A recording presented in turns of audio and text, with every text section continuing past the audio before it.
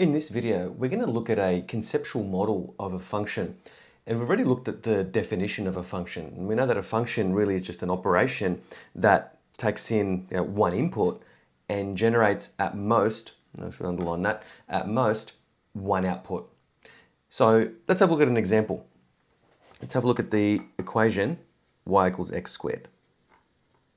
And let's add 1 to it just to make it a little bit more interesting. Okay, so this is a function.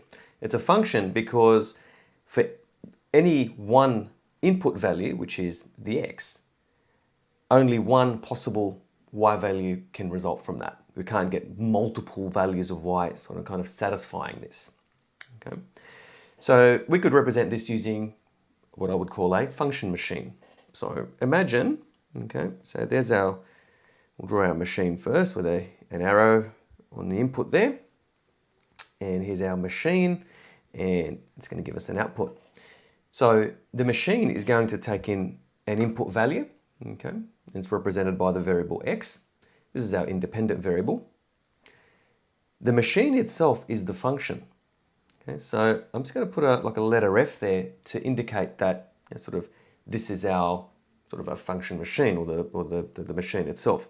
I might actually put the letter F on top here just to create a little bit of extra space. So what's the function doing?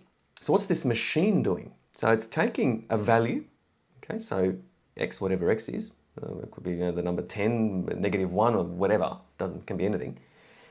And it is going to square that input. So that's why I represented it with a box. So the x basically goes into the box there. It gets squared. And then we're going to add 1 to it. And then we're going to generate our y value.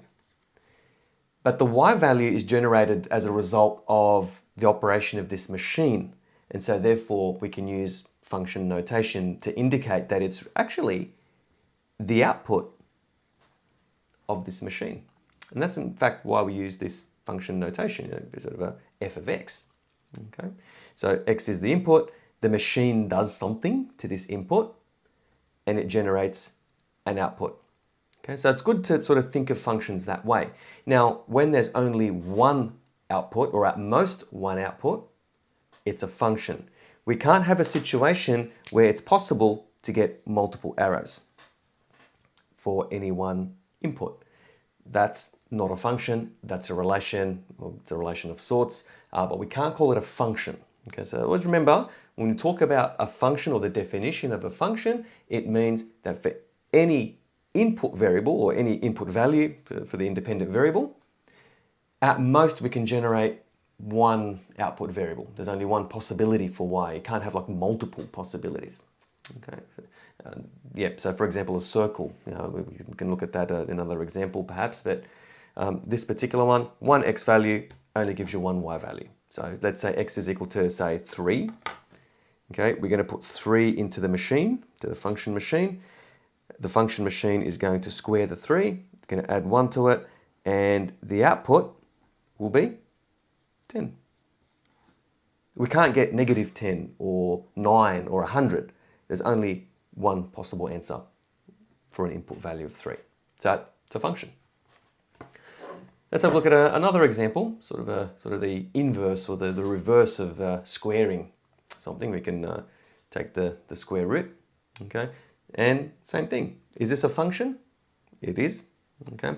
For whatever value of t we choose, take the square root of that. There's only one value of h that could result.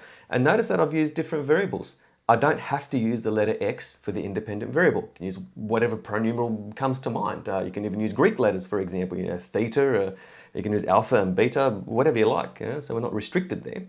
So t is our independent variable. H is our dependent variable. We can represent this using our function machine. So there's our t. Okay, so it's going to be input into the function machine. Okay. So there's our function machine. What's the function machine doing? Okay. It's taking the input represented by this box, and it's going to take the square root of that, and it's going to generate an output h. Okay. Or f of t, okay, which is the result of taking the square root. We have a little bit of a restriction though. For every input value, is there a possible output value? And sort of just be careful with that one. Let's say, for example, if we let say t equal say equals to -1, the function machine is going to go, ooh, square root of -1. What do I do with that? That's not a real number. It's something, but it's not a real number. So not every input value results in an output value. However, well, not a real output value, so let me just qualify that. However, if we say let t equal, I don't know, 4, the function machine is going to go, yep, I think I can work with that. I'm going to take the square root of 4. That's the operation I'm going to apply.